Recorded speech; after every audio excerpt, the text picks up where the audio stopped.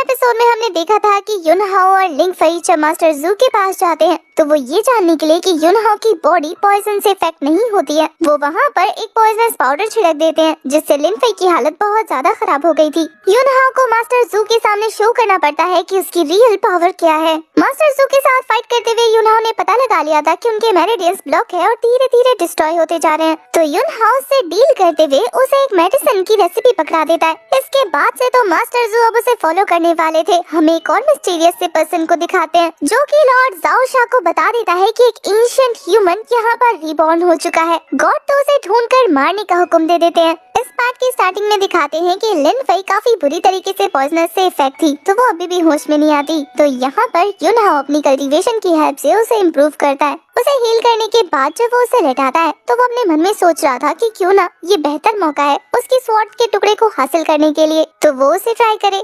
फटाफट से अपनी पावर रिलीज करने के बाद वो उन सारे पीसेस को कलेक्ट करने की कोशिश कर रहा था, पर अपनी पावर का एक चौथा हिस्सा यूज करने के बावजूद भी उसकी लाख कोशिश के बाद भी वो स्वॉर्ड उसकी बॉडी से बाहर नहीं आती। ये देखकर युनहाओ समझ आता है कि शायद लिन फई की बॉडी में एक सील लगा है, सारे टुकड़े उसकी बॉडी के साथ मर्ज हो रखे हैं। अभी उसकी कल्टीवेशन इतनी ज्यादा हाई नहीं है कि वो सील को ब्रेक कर पाए। इसका मतलब ये है कि उसे अपनी कल्टीवेशन पर ध्यान देना होगा। और उसके अलावा उसकी ये जो 7 हेवन स्वॉर्ड है ये डिवाइन स्टोन से बनी हुई है। इसे रिफाइन करने के लिए फायर किरेन्स इनेट मिस्टिकल फायर की जरूरत पड़ेगी जो कि अभी वो हासिल नहीं कर सकता, इसलिए सबसे पहले उसे इन टुकड़ों को कलेक्ट करना होगा और बस वेट करना होगा। ये सोचकर वो उस रूम से बाहर निकल जाता है जहाँ उसकी मुलाकात मास्टर लियू से होती है, जो कि हमारे युनहाओ को रोकते हुए बताते हैं कि मास्टर जू ने काफी सारे पैसे और हर्ब्स भिजवाए हैं जैसा कि हमारे युनहाओ ने उनसे कहा था। युनहाओ अब उन हर्ब्स का यूज करते हुए कल्टीवेशन करने जा रहा था, तो वो मास्टर लियू से कहता है कि ध्यान रखना कोई मुझे डिस्टर्ब ना करे और उस रूम में एंटर ना हो। मास्टर लियू ऐसा ही करने वाले थे। यहाँ मास्टर लियू को युनहाओ की पर्सनालिटी थोड़ी सी अजीब लग रही थी।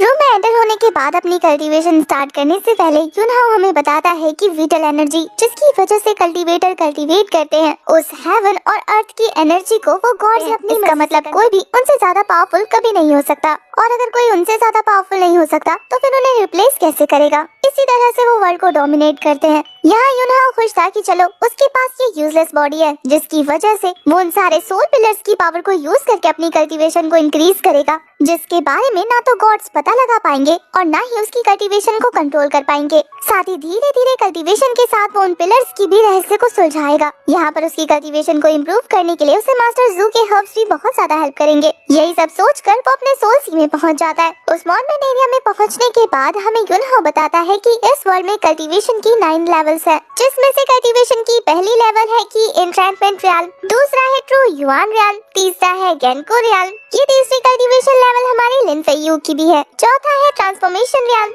पांचवा युआन ध्यान रियल, सातवां जूलिंग रियल, आठवां डोंग शुआन रियल और नौवां टियान जुआन रियल। इन 9 लेवल्स के बारे में बताने के बाद वो कहता है कि इनको कल्टीवेट करते हुए तुम्हें 3 लेवल्स को क्रॉस करने होंगे, जैसे कि एनवायरनमेंट रियल को कंप्लीट करने में तुम्हें उसके 3 लेवल्स को निपटाने हैं। पहला है अर्ली स्टेज, दूसरा है मिड रियल और तीसरा है पीक। इन कल्टीवेशन लेवल को एंशिएंट ह्यूमंस फॉलो करते आ रहे हैं। वैसे कल्टीवेशन को कंप्लीट करने के लिए वहाँ पर काफी सारी अलग अलग तरह की मार्शल आर्ट मूव्स भी मौजूद है जो हर ह्यूमन को अलग मिलती है उसकी प्योरेस्ट बॉडी और एक्रेन क्रिएशन आर्ट की हेल्प से। युनहाओ डिसाइड करता है कि इन सारी चीजों का यूज करते हुए वो अपनी कल्टीवेशन लेवल को वहाँ तक पहुँचाएगा जहाँ जाने के बाद गॉड्स उसके आगे कुछ भी नहीं होंगे। आज तक उस लेवल को किसी ने अचीव नहीं किया होगा। खुद के साथ ये प्रॉमिस करते हुए वो हेवन में मौजूद गॉड से कहता है कि बस मेरा इंतजार करो। अपनी कल्टीवेशन को कंटिन्यू रखते ही वो अपनी बॉडी से काफी एक्सट्रीम अमाउंट में एनर्जी रिलीज करने लगा था। वो एनर्जी रिलीज करते हुए फ्लाई करना शुरू कर देता है।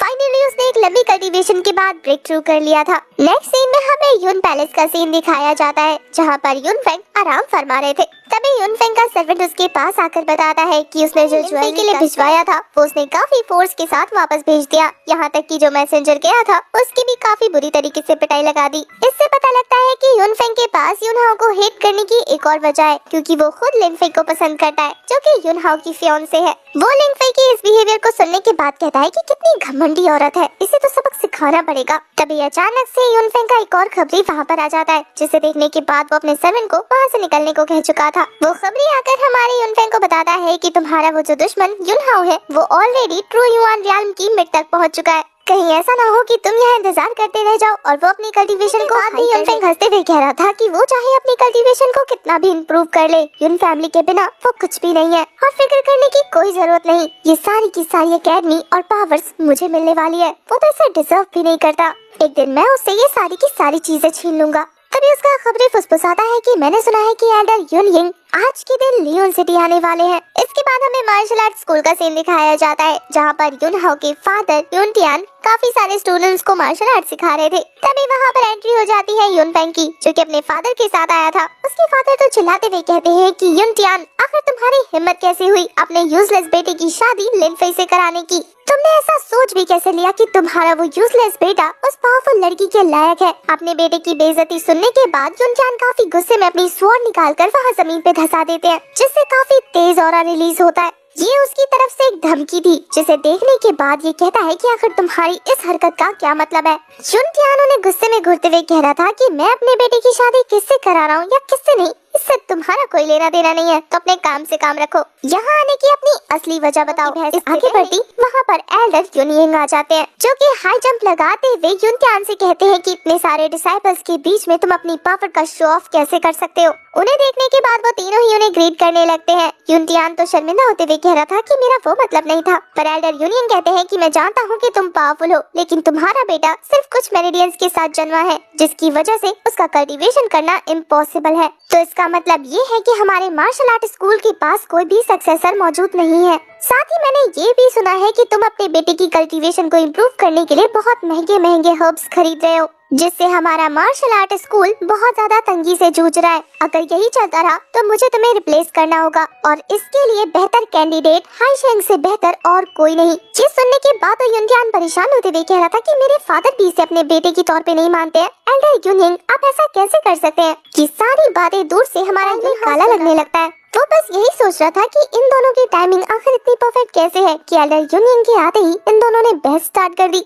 अगर यही हाल रहा तो एल्डर युन यिंग बिना सोचे समझे इस मार्शल आर्ट स्कूल को हाई शेंग के हवाले कर देंगे, इसलिए वो सामने आने का डिसाइड करता है। वो एल्डर युन यिंग से कह रहा था कि आपने कहा कि मैं कुछ मेरिडियंस के साथ जन्मा हूँ, तो मेरा कल्टीवेशन करना नामुमकिन है, लेकिन मैं आपकी जानकारी के लिए बता दूं कि मैं ऑलरेडी ट्रू युआन रियल्म की पीक पर पहुंच चुका हूँ। उसकी कल्टीवेशन लेवल को सुनने के बाद तो वहाँ मौजूद सभी लोग काफी ज्यादा शॉक हो गए थे। स्टूडेंट्स बताते हैं कि असल में की एनट्रेनमेंट रियल्म से ट्रू युआन रियल्म में जाने के लिए 2-3 साल लगते हैं, लेकिन हमारे युन हाओ ने इसे सिर्फ कुछ ही दिनों में कंप्लीट कर लिया, वो भी अपने मेरिडियंस को ठीक करने के तुरंत बाद। उन्हें तो यकीन ही नहीं हो रहा था कि कोई अपनी कल्टीवेशन को इतनी तेजी से कैसे इम्प्रूव कर सकता है। यहाँ ये सुनकर युन फेंग कह रहा था कि आखिर तुम्हारी हिम्मत कैसे हुई एल्डर के सामने झूठ बोलने की? पक्का तुम पिल्स लेकर अपनी कल्टीवेशन को बूस्ट कर रहे हो, जो कि मुझे लगता है सिर्फ टेम्परेरी तौर पर तुम्हारी कल्टीवेशन को बहुत गलत है। एल्डर युन यिंग को भी युन हाओ की बातों पर यकीन नहीं हो रहा था। वो कहते हैं कि मैं जानता हूँ कि तुम बहुत ज्यादा कॉन्फिडेंट हो, लेकिन तुम्हारा ये ओवर कॉन्फिडेंस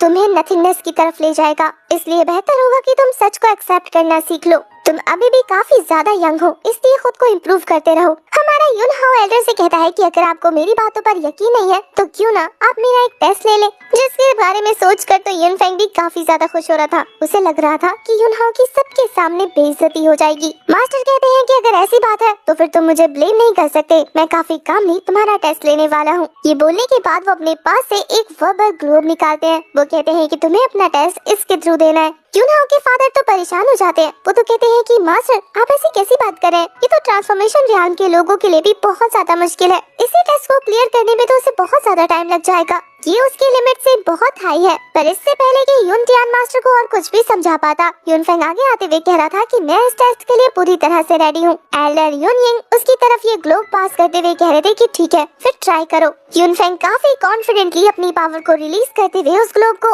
ओपन करने लगा था। उसके ओपन करने की टेक्निक बहुत ज्यादा स्मूथ थी, वो बिना किसी गलती के इसे कंटिन्यू किए जा रहा था। ये देखने के बाद स्टूडेंट कहते हैं कि ये तो बहुत आराम से कर रहा है, क्या इसने अपनी कल्टीवेशन को इम्प्रूव कर लिया या फिर कहीं ये ब्रेक थ्रू तो नहीं कर चुका? क्योंकि देखते ही देखते युन फेंग ने उस ग्लोब को आधा ओपन कर दिया था, जिसकी वजह से आने लगता है। ये देखकर तो हर कोई इम्प्रेस हो चुका था।